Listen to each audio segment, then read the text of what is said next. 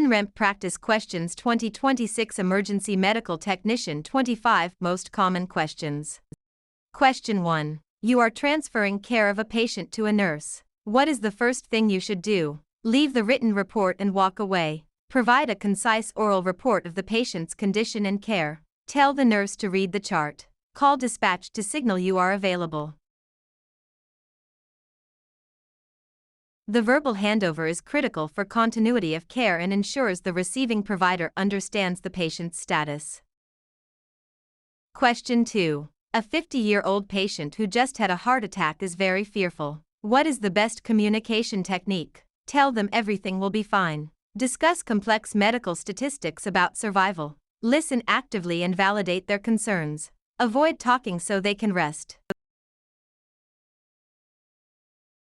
Active listening and validation build trust and help manage patient anxiety.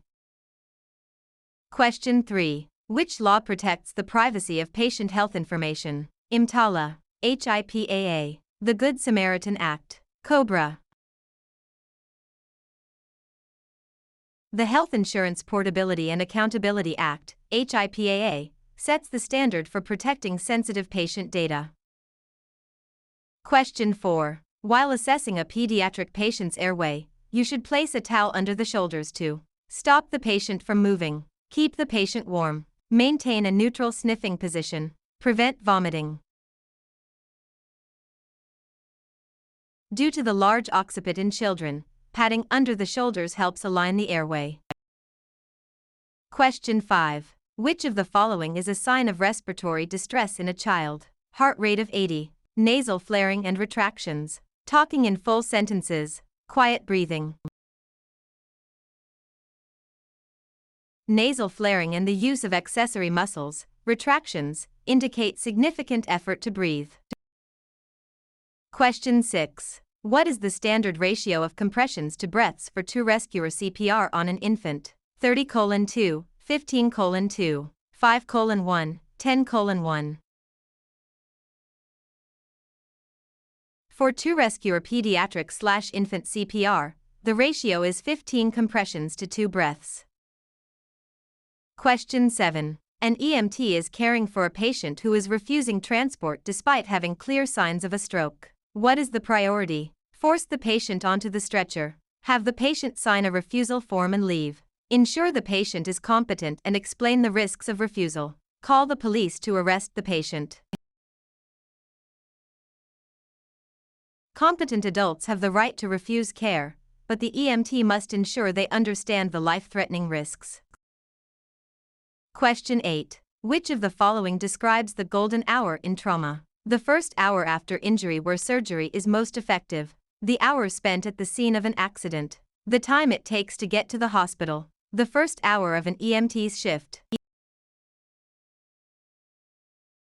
The golden hour refers to the critical window where a trauma patient has the best chance of survival if they reach surgery. Question 9. When using an AED on a patient with a medication patch on their chest, you should place the pad directly over the patch. Remove the patch and wipe the area before applying the pad. Apply the pad on the patient's back. Do not use the AED. Medication patches can block the shock or cause burns. They must be removed and the skin cleaned. Question 10. What is the primary purpose of the START triage system? To provide definitive care to every patient. To quickly categorize patients based on the severity of their injuries. To transport all patients to the same hospital. To perform surgery in the field. Simple triage and rapid treatment, START, is used in mass casualty incidents to prioritize patients. Question 11. Which patient is red tagged during triage? A patient who is walking and talking. A patient who is not breathing after airway opening. A patient with a respiratory rate 30 or absent radial pulse. A patient with a minor broken arm.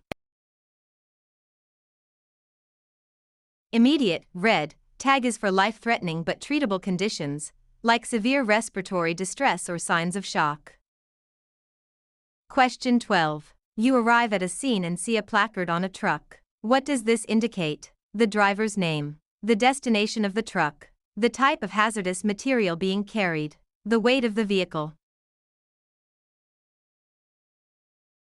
Placards identify the class and specific hazardous materials on a vehicle. Question 13. Which of the following is a late sign of pregnancy-induced hypertension, preeclampsia, low blood pressure, seizures, increased appetite, normal vision? When preeclampsia progresses to seizures, it is called eclampsia. Question 14. What is the correct depth of chest compressions for an adult during CPR? At least 1 inch. At least 2 inches. Exactly 3 inches. Between 1.5 and 2 inches. Adult compressions should be at least 2 inches, 5 centimeters, but no more than 2.4 inches, 6 centimeters. Question 15. What is the most common cause of airway obstruction in an unconscious patient? Food, the tongue, blood, vomit. In an unconscious patient, the tongue can fall back and block the oropharynx. Question 16. Which type of shock results from a severe allergic reaction? Hypovolemic shock, septic shock, anaphylactic shock, neurogenic shock.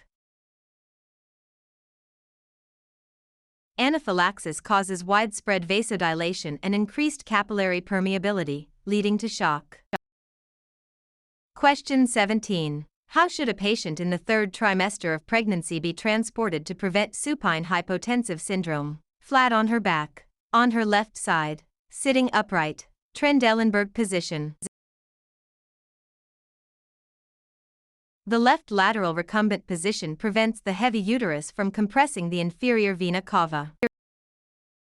Question 18. What is the term for the movement of air into and out of the lungs? Respiration, perfusion, ventilation, diffusion. Ventilation is the mechanical act of breathing, respiration is the gas exchange process. Question 19. Which of the following is a sign of a closed head injury? Battle's sign, bruising behind the ears, visible brain matter, clear fluid leaking from the scalp, a protruding object. Battle's sign and raccoon eyes are indicators of a basilar skull fracture, a type of closed head injury. Question 20. In the mnemonic sample, what does the L stand for? Location of pain, last oral intake, list of medications, level of consciousness. Sample stands for signs/symptoms, allergies, medications, past medical history, last oral intake, events leading up to.